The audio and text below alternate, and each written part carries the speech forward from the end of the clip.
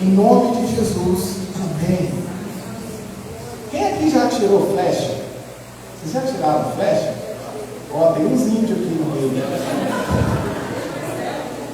O pessoal que já mexeu com arco e flecha aqui. O tema da mensagem de hoje é atire mais uma flecha. Vamos abrir a Bíblia agora com calma. Respirei fundo. Vamos com calma agora. 2 Reis, capítulo 13. A gente vai ler do versículo 14 em diante. 2 Reis, capítulo 13, a partir do 14. Se você tiver sem Bíblia, pode acompanhar aqui no telão.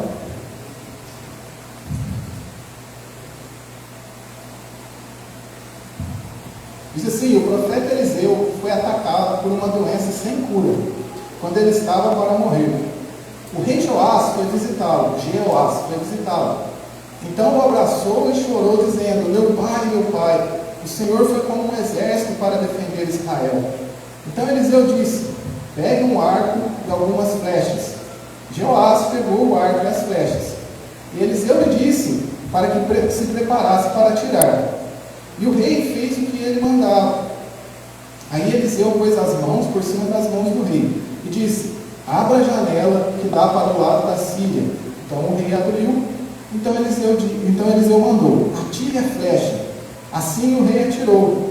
E Eliseu disse: o Senhor é a flecha do Senhor Deus. É por meio do Senhor que Deus vai conseguir a vitória contra a Síria. O Senhor lutará contra os sírios em Afeca até vencê-los. Depois Eliseu disse a Jeoás que pegasse as outras flechas e batesse no chão com elas. O rei bateu 3 vezes no chão e parou. Eliseu ficou zangado com isso e disse: o Senhor devia ter batido 5 ou 6 vezes, e assim venceria completamente os sírios, mas agora vai vencê-los só 3 vezes. Aí versículo 25 agora: o rei Jeoás de Israel derrotou Ben-Hadad 3 vezes, e reconquistou as cidades que haviam sido tomadas por Ben-Hadad durante o reinado de Jeoacás, o pai de Jeoás. Amém? Consegui falar todos esses nomes. Glória a Deus. Esse texto, ele é interessante, que se você não conhece a história de Jeoás, ele não foi um rei. Se você já leu o livro de Crônicas e de 2 Reis, você vai ver que quando o rei era um rei bom, o autor falava assim: esse rei andou nos caminhos de Davi seu pai, que era um rei que tinha temido a Deus, que tinha feito boas coisas, que tinha andado segundo a palavra. E Jeoás não foi um rei que andou nos caminhos do Senhor. Se você ler a história de Jeoás, você vai ver que ele foi um rei que praticou aquilo que desagradava a Deus. Só que teve um momento da vida de Jeoás que ele foi até o profeta Eliseu. O povo de Israel estava sendo perseguido pelos exércitos da Síria, e Eliseu era o profeta naquele tempo, sucessor de Elias. E Jeoás foi até ele pedir ajuda. E o que aconteceu? O Eliseu, a palavra de Deus diz nesse texto que a gente leu, que ele estava enfermo, e aquela enfermidade é a enfermidade que ia levar o profeta Eliseu, que ia levar ele para a glória, com a qual ele ia falecer. E quando Jeoás chega na casa do profeta, e ele vê aquilo, ele fala: Senhor, através da sua vida, você defendia o povo de Israel. E ele foi buscar ajuda. Pelo menos uma vez Jeoás acertou, foi buscar ajuda no servo de Deus. Aí imagine a cena, cria a imagem na sua cabeça: o profeta velhinho, eu fico imaginando ele assim, velhinho, deitado assim, como um último esforço, para abençoar ali o rei, abençoar a nação de Israel. Ele se levanta e coloca as mãos sobre as mãos do rei Jeoás e fala: abre a janela que dá para o lado da Síria. Devia ter várias janelas na casa dele, mas uma das janelas dava para a Síria. E aí o rei abriu, obedeceu o profeta, e depois o profeta fala: agora pegue o arco e algumas flechas. É interessante a gente observar que ele fala para o rei pegar algumas flechas. Guarde bem essas informações, que elas vão ser importantes. Aí beleza, aí a janela aberta, não sei se estava chovendo, se estava de sol, a Bíblia não fala. E o rei, é assim que atira a flecha? Quem já atirou? que é assim mesmo. E o rei estica lá o arco e atira a flecha. Aí eu já imagino o profeta vibrando assim, falando: rei, essa flecha é a flecha da vitória do Senhor sobre os seus inimigos. E o rei, acho que Jeoás, acho que ele era meio desconectado com Deus, ele devia ficar meio, tá bom. Porque você vai ver que a atitude posterior dele mostra que ele não entendeu muito o que estava acontecendo. Por mais que o profeta Eliseu foi claro naquilo que ele fez, naquilo que ele falou, Jeoás não entendeu muito bem. Aí beleza. Feito isso, o profeta Eliseu vira para o rei e fala: rei, agora você pega as flechas que sobraram e golpeie o chão com elas, atire elas no chão. E o que o rei faz? Ele pega simplesmente 3 flechas, dá 3 tiros ali e para. E o texto diz que Eliseu ficou furioso. Falou assim: poxa vida. Mas ele não falou poxa vida, mas ele estava furioso. Ele falou assim, ficou nervoso lá com o rei. Falou: ó, se você tivesse atirado pelo menos 5 ou 6, Deus ia dar a vitória completa sobre os seus inimigos. Mas como você atirou só 3 flechas, você vai só vencer 3 vezes.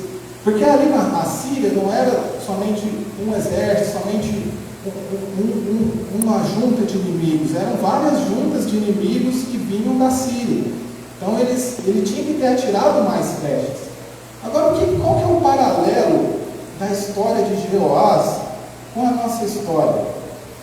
Jeoás, ele teve os céus abertos sobre a vida dele. No momento que ele vai até Eliseu, e Eliseu dá essa direção para ele, e ele cumpre a primeira direção, os céus estão abertos sobre a vida dele. Você vê que através daquela flecha o profeta fala: Deus vai te dar a vitória. É algo sobrenatural, porque como é que uma flecha tirada pela janela ia derrotar um exército? E não quer dizer que foi derrotado por aquela flecha, é um ato simbólico. E os céus estavam abertos sobre a vida de Jeoás.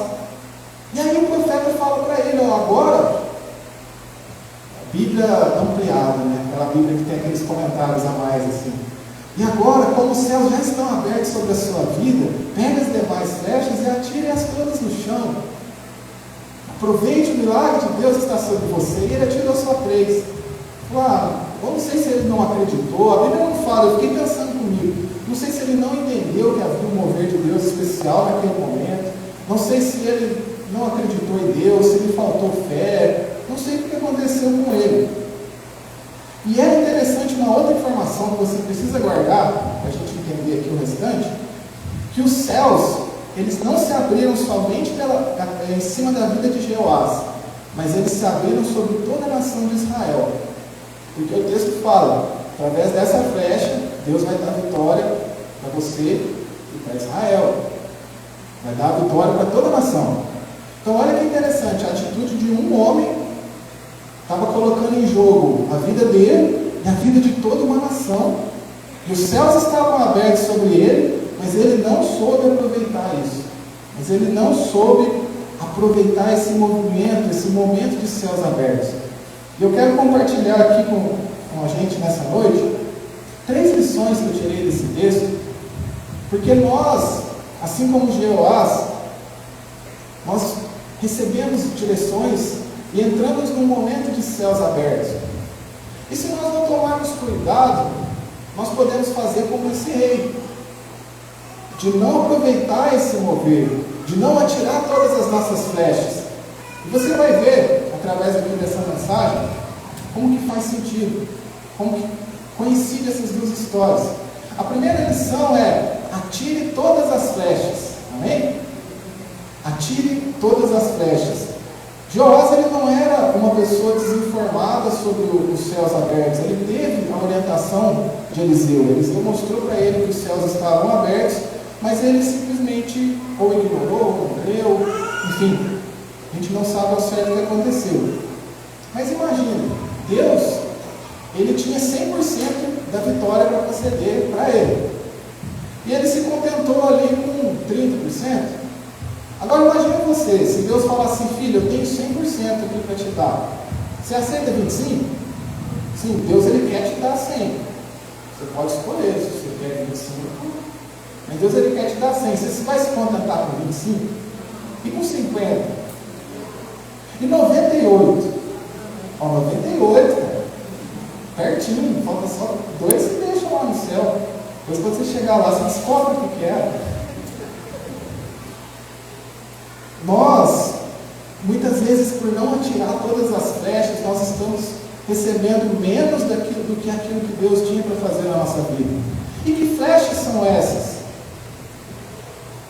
É aquilo que nós chamamos de chaves dentro do nosso período dos 21 dias.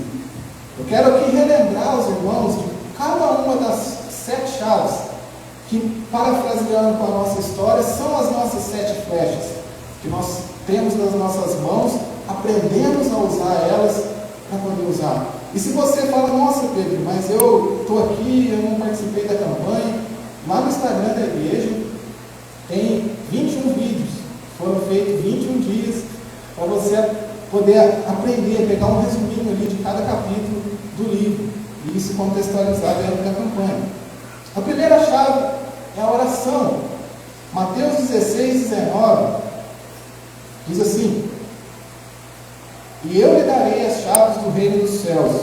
O que você ligar na terra será ligado nos céus, e o que você desligar na terra será desligado nos céus.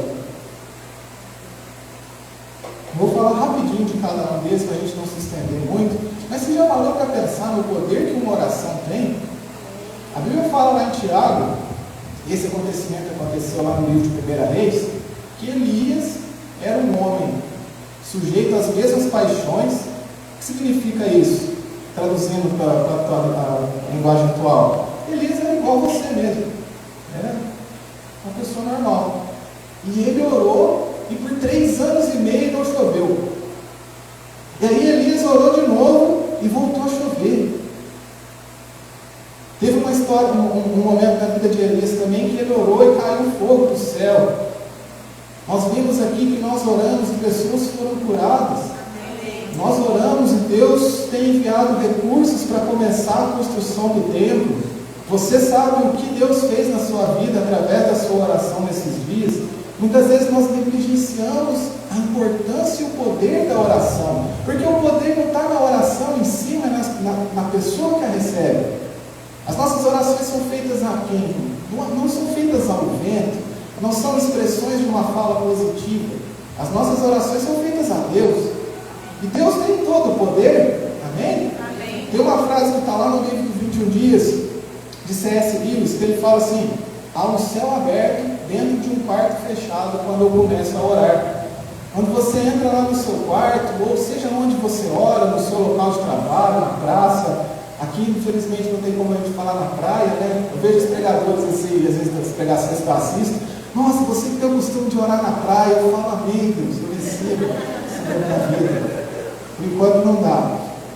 Mas toda vez que você ora, os céus se abrem sobre a sua vida. Então essa é a primeira flecha que nós devemos atirar. A segunda é o jejum. Daniel 10, a gente vai ler o 11 e o 12. Se você quiser acompanhar aqui, o pessoal já está projetando também. E ele me disse: Daniel, um homem muito amado, esteja atento às palavras que eu vou lhe dizer. Fique em pé, porque eu fui enviado para falar com você. Enquanto ele falava comigo, eu me pus em pé tremendo. Então ele me disse: não tenha medo, Daniel, porque as suas palavras foram ouvidas. Desde o primeiro dia em que você se dispôs de coração a compreender e a se humilhar na presença de seu Deus. Foi por causa dessas palavras que eu vim. Que interessante, Daniel, desde o primeiro dia em que ele se dispôs a jejuar, se dispôs a entrar na presença de Deus de uma forma mais intensa, porque é isso que é o jejum. Jejum não é simplesmente vou ficar sem comer. Isso é dieta, e toma cuidado, sem passar mal. Faça com cautela. Mas jejum, até a gente aprendeu isso do livro dos 21 dias, que é um momento onde a gente se abstém ali de alimentos, mas com a finalidade de nos dedicar mais a Deus, com a finalidade de apreciar mais a presença do Senhor. E a Bíblia fala, o anjo respondendo aqui o que Deus falando, né, através desse anjo para Daniel, que desde o primeiro dia em que ele se dispôs a jejuar, a resposta do céu já tinha vindo. Deus já tinha respondido a oração dele. E se você conhece a história, sabe que demorou 21 dias para que o anjo chegasse por conta de uma batalha espiritual. Mas Daniel continuou perseverando na oração e no jejum, porque a palavra de Deus diz que existem castas de demônio que só saem com oração e jejum. Então, é uma prática, é uma chave, é uma flecha que nós devemos continuar usando na nossa vida. Terceiro, o arrependimento. Marcos 1,15. Ele dizia: o tempo está cumprido e o reino de Deus está próximo. Arrependam-se e creiam no Evangelho. João Batista disse essa frase, Jesus disse essa frase, e Pedro também disse essa frase no início da igreja, Jesus no início do seu ministério, e João Batista quando começou a pregar. O que é arrepender-se? É nos voltar todos os dias para os braços do Pai. Nos arrepender, nos voltar todos os dias para Deus. Isso abre o céu sobre a nossa vida. Quando você lê a história do filho pródigo, a história do filho pródigo, o que aconteceu quando ele se arrependeu? O pai foi correndo ao encontro dele. O pai foi correndo para ele, o abraçou, colocou roupas limpas, um anel no seu dedo. Então aquilo é Jesus nos mostrando que quando nós nos arrependemos, o céu se abre para nos encontrar. O céu se abre para nos acolher novamente. Existe um argumento, algo que o inimigo usa desde o princípio, que é quando nós pecamos, porque todos nós pecamos, todos nós falhamos, de nos envergonhar, de nos afastar da igreja, de nos afastar dos irmãos, de nos afastar da presença de Deus.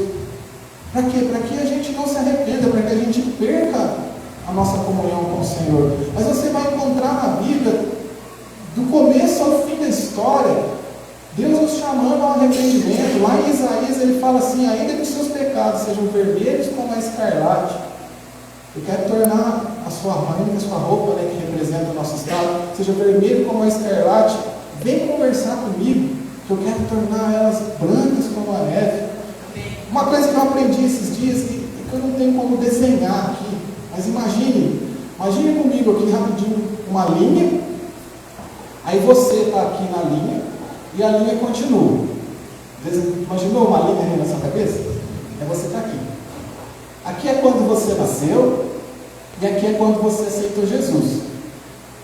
Aqui tem uns rabiscos aqui, que é que você pecou desde que você nasceu.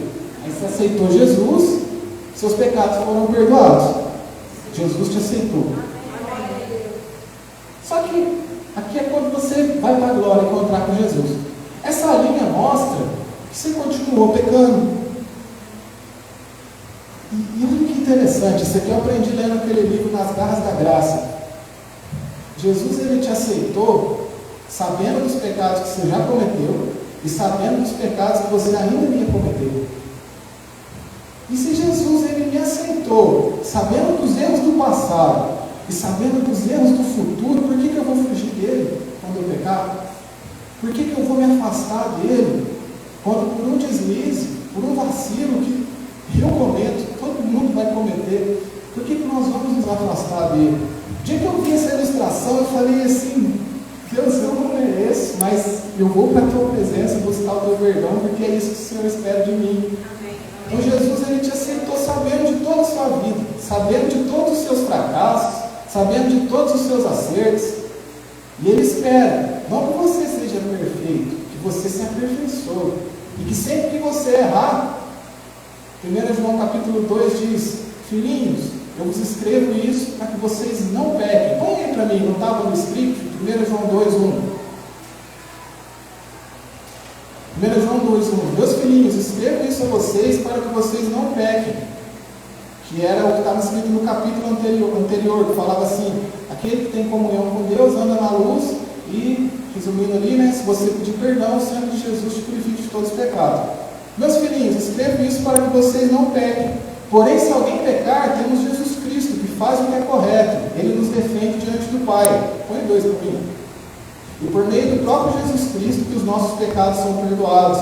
E não somente os nossos, mas também os pecados do mundo inteiro. Então, o que Deus espera de nós? Que a gente não peque. Todavia, se você pecar, vá para Jesus. Todavia, se você falhar, vá para Jesus. Você já tem Jesus que já pagou esse preço por você. Você não precisa se martirizar, se chicotear, acabar com a sua vida. Não, Jesus já destruiu a dele. Você não precisa destruir a sua.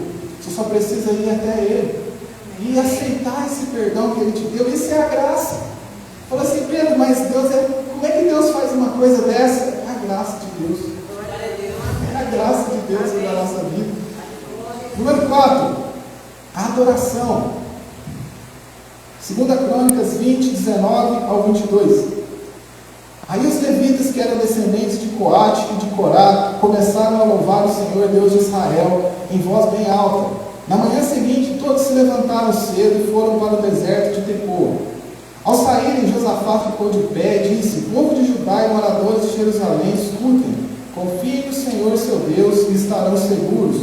Confiem nos profetas dele e tudo que vocês fizerem dará certo. Depois de consultar o povo, Josafá ordenou que alguns cantores vestissem roupas sagradas e marchassem à frente do exército, louvando a Deus e cantando assim: louvem a Deus, o Senhor, porque o seu amor dura para sempre. Logo começaram a cantar. O Senhor Deus causou confusão entre os moabitas, os amonitas e os edomitas, e eles foram derrotados. Eu gosto muito de um texto, e ele nos ajuda a entender o que aconteceu aqui, que está nos Salmos, que fala assim: se Deus não guardar a cidade, em vão vigia a sentinela. Se Deus não edificar a obra, em vão trabalham os que a edificam. O que nós encontramos aqui nesse episódio? Como que Deus deu a vitória para o seu povo sobre os seus inimigos? Eles cantaram. Imagina uma luta de boxe. Aí o adversário da direita começa a cantar. Você acha que ele vai ganhar a luta? Não, não está bom ali, vai cair. Mas olha que interessante, quando nós adoramos a Deus, Ele pode dar a vitória que você tanto está buscando, que você tanto está lutando, que você tanto, vou usar uma expressão aqui, está se matando para conquistar. Aquilo que você tanto está ali, nossa, não aguento mais. A Bíblia fala que se Deus, nessa continuidade desse texto, que eu falei da sentinela, se Deus não guardar a cidade, que para nós não vai adiantar nada trabalhar até tarde e dormir pouco se Deus não estiver abençoando a nossa vida, se Deus não estiver agindo. Então muitas vezes Deus vai dar uma direção para a gente, igual recentemente passei por uma situação, eu não sabia o que fazer, e aí eu fui tomar banho, e Deus fala comigo, agora que eu estou tomando banho. Fala com vocês também, antes de estar tomando banho? É legal, né? Deus fala para a gente quando a gente toma banho. Eu estava tomando banho ali e de repente me veio aquela música. Não, eu não vou cantar, mas fica tranquilo. E fala assim: não tenha sobre ti nenhum cuidado qualquer que seja, pois somente um seria muito para ti. E aí aquele refrão: é meu, somente meu, todo o trabalho. E o teu trabalho é descansar em mim. E aquilo me trouxe uma paz tão grande. Porque assim, Deus não me falou assim: nossa, faz isso que vai dar certo, faz aquilo que vai dar certo. Ele falou assim: ó, descansa. Só descansa. E naquela hora eu comecei a adorar a Deus, comecei a glorificar a Deus. E de fato, dias depois, Deus me ajudou a resolver o necessário. Então a adoração, a apreciação da presença de Deus, que adorar é nós apreciarmos ao Senhor, nós lembrarmos de quem Ele é, tirarmos um tempo para agradecê-lo, para amá-lo. Essa é outra chave dos céus abertos. Número 5, as ofertas. Nós precisamos entender a oferta, isso aqui é muito interessante, da forma que ela era entendida no tempo de Jesus, da forma que ela era entendida naquela época em que Eliseu viveu, da forma que era. Quando Jesus nasceu, vocês conhecem a história do nascimento de Jesus.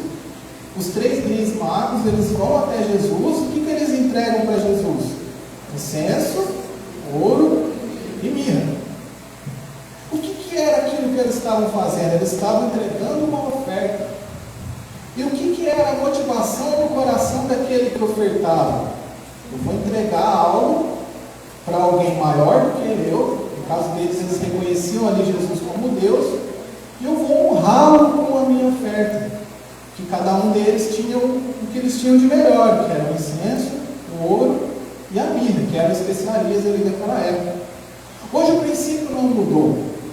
Porque se você ler na Bíblia, você vê que as pessoas ofereciam ofertas para Deus falsos para deuses pagãos, com o intuito de honrá-los também. E hoje nós aplicamos esse mesmo princípio, só que nós servimos ao nosso Deus. Quando nós ofertamos, nós precisamos ter isso na nossa cabeça, que essa oferta vai ser sim usada para a manutenção do templo. No mundo físico, a gente vai aplicar ela de forma lógica, de forma física. Amém? Não vai cair fogo do céu, vai consumir os envelopes aqui. A gente vai usar para pagar as contas. Isso é o que acontece. Só que isso é uma forma de adoração a Deus. É uma forma de falar, Senhor, esse é mais um momento de adoração. Essa é uma forma onde eu vou tirar ali algo da minha renda que é de Deus, que Deus fez chegar até mim, e eu vou te entregar como um ato de adoração. Nós precisamos entender que a oferta realmente é isso. Provérbios 3, 9 e 10, que diz exatamente isso. Honre ao Senhor com seus bens. É uma forma de honra, é uma forma de adoração. Honre ao Senhor com seus bens e com as primícias de toda a sua renda. E os seus celeiros ficarão completamente cheios e os seus lagares transbordarão de vinho. Olha que interessante. Deus ele ainda promete que a bênção desses céus abertos sobre nós vai ser fartura sobre a sua vida, vai ser bênção sobre a sua casa, vai ser prosperidade sobre nós, em todas as áreas.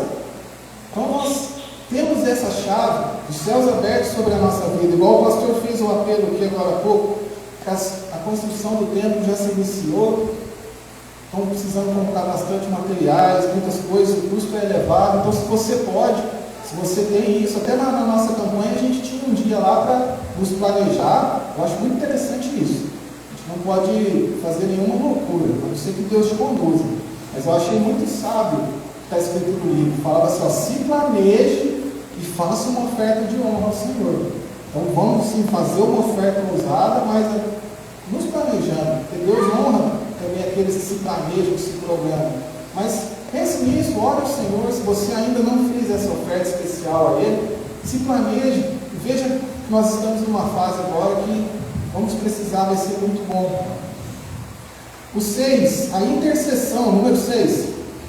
Ezequiel 22, 30. Procurei entre eles um homem que reconstruísse a muralha e se colocasse na brecha diante de mim, a favor dessa terra, para que eu não a destruísse, mas não encontrei ninguém. Os irmãos da intercessão aqui devem entender muito bem isso. O que o profeta Ezequiel está falando aqui? Que Deus, ele procurou uma pessoa. Olha lá, procurei entre eles um homem que reconstruísse a muralha e se colocasse na brecha diante de mim, a favor dessa terra. Não é que Deus queria um homem para tampar o muro lá e ficar assim. Esse texto simboliza o quê? Que Deus queria uma pessoa que se colocasse em oração a favor da nação, para que a nação não fosse destruída. Só que infelizmente o texto termina falando, mas eu não encontrei ninguém. Então olha para você ver, se uma pessoa tivesse se colocado diante de Deus em oração, os céus iam se abrir sobre toda a nação. Os céus iam se abrir sobre toda a nação. Então, quando nós intercedemos pelas pessoas, isso é uma chave que abre o céu sobre nós, e abre o céu sobre a nação, abre o céu sobre as vidas. E, antes de eu falar a última parte aqui, eu quero chamar você a orar pela nossa nação, porque esse ano é ano de eleição. Ore pela nossa nação. Amém? Ore para que Deus tenha misericórdia de nós. Número 7. E última chave, a pregação. Mateus 28, 19 e 20. Portanto, vão a todos os povos do mundo e façam com que sejam meus seguidores, batizando esses seguidores em nome do Pai, do Filho e do Espírito Santo, e ensinando-os a obedecer tudo que eu tenho ordenado a vocês. E lembrem disso, eu estou com vocês todos os dias até o fim dos tempos. O que acontecia quando os discípulos pregavam, quando eles falavam da palavra de Deus? A palavra de Deus diz lá em Atos que sinais se seguiam, que maravilhas aconteciam. E uma vez eu estava meditando sobre isso, e isso acontece sim nos nossos dias, e eu estava pensando assim, o maior sinal, pelo menos que eu pensei ali naquela hora, que pode acontecer é um coração que estava longe de Jesus, através da mensagem que você leva, se arrepender e se voltar para Deus. Porque pensa, Jesus quer curar, quer libertar, Ele faz isso. Ele faz isso, a gente acabou de ver. Ele cura, Ele liberta, Ele restaura. Mas um milagre de tirar a pessoa do reino das trevas, como a Bíblia diz, e levar ela para o reino do Filho do seu amor, levar ela para o reino de Cristo, não existe um milagre maior do que esse. Então o céu se abre quando nós pregamos, o céu se abre quando nós falamos de Jesus, e nós abrimos o céu sobre aquela pessoa para que ela tenha oportunidade de ser salva, para que ela tenha oportunidade de se encontrar com Cristo. Então essas foram as 7 chaves, que no nosso contexto aqui são as 7 flechas que nós temos que atirar. Você está atirando a adoração, atire mais uma. Atire do jejum. Você está atirando do jejum, atire mais uma. Atire das ofertas. Você está atirando das ofertas, atire mais uma. Atire a da intercessão. E nós, como a gente falou, né? O 100% de Deus vai estar sobre a nossa vida. Segundo ponto, que a gente aprende com a vida de Jeoás. Esses pontos são menores. Os céus abertos não impactam apenas a sua vida. Muito importante que a gente se lembre disso. A gente se lembre que nós precisamos atirar todas as flechas e que os céus abertos não impactam somente a sua vida. Tem um texto aqui que nós vamos ler, que está em Gênesis 12, do 1 ao 3.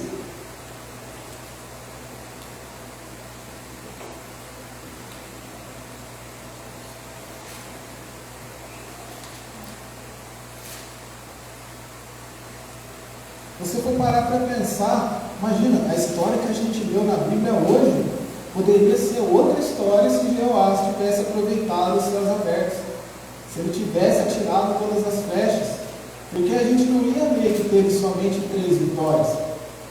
Nem sei o que a gente ia ler, o milagre que Deus ia fazer, o que o Senhor ia operar. Então olha para você ver, ia impactar a vida de Jeoás, ia impactar a vida de Israel e ia impactar a gente, que ia estar lendo essa história hoje de uma forma diferente. Então, veja como que os céus abertos sobre nós, é importante que a gente se lembre disso, o impacto que vai ter não só na nossa vida, mas cidades, nações. A gente não sabe o que Deus pode fazer através de nós.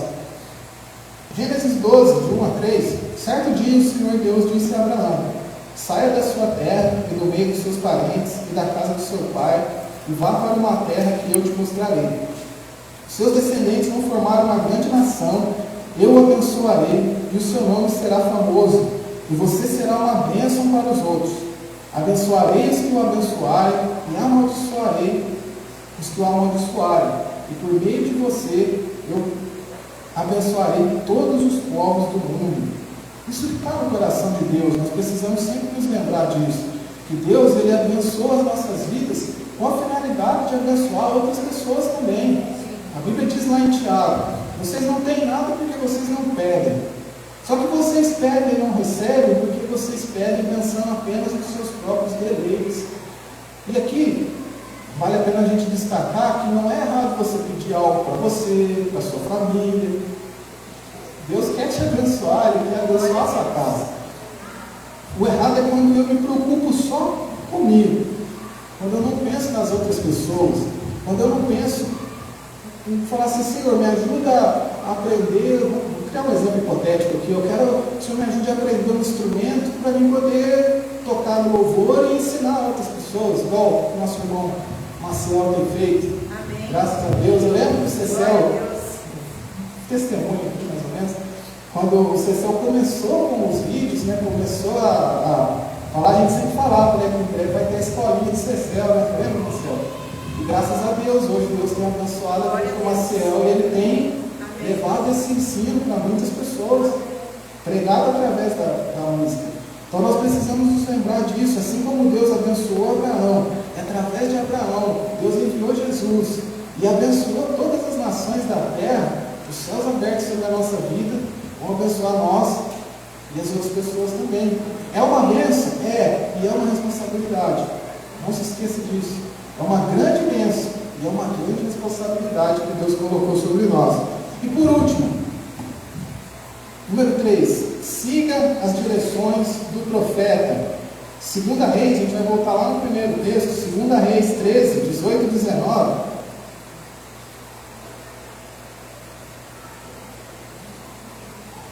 2 Segunda Reis 13, 18 ao 19.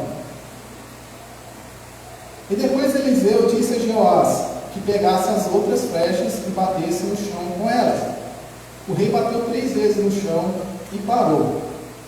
Interessante nesse texto que eu citei no início, né? O profeta falou, ó, pega as flechas e bata com elas no chão. Ele não disse pegue 3, pegue 1, pegue 4. Pegue as flechas, ou seja, pegue tudo. E ele não obedeceu a direção do profeta.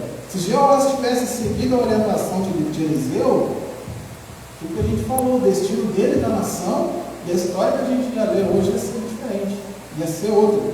E o que eu quero falar isso com você? 2 coisas, e a gente vai encerrar.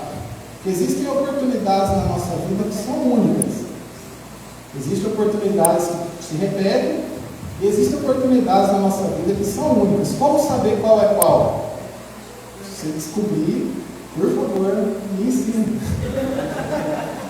Vamos saber qual oportunidade eu vou ter de novo e qual eu não vou ter nunca mais.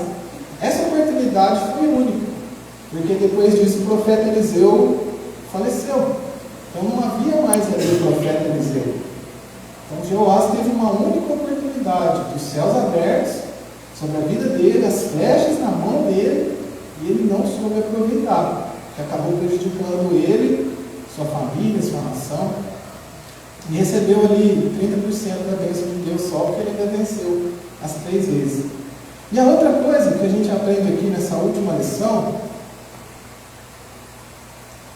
é que, como o pastor falou aqui no vídeo, em breve vão ter novas campanhas, vão ter novas direções, vão ter novas orientações que o profeta que nós temos hoje, ele, a pastora, vão trazer para a igreja.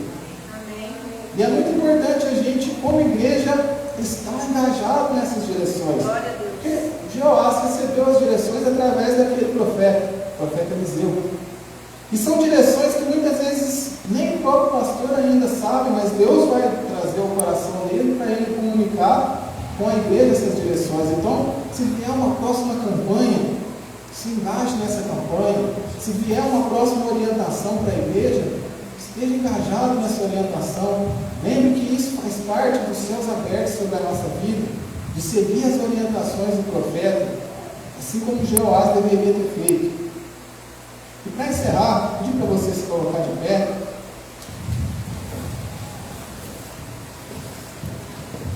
Glória a Deus.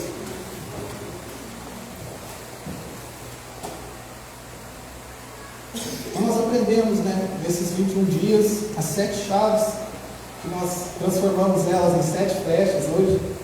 Nós devemos atirar todos os dias, que vão proporcionar uma vida de céus abertos. E com essa oração final, eu quero te incentivar a continuar.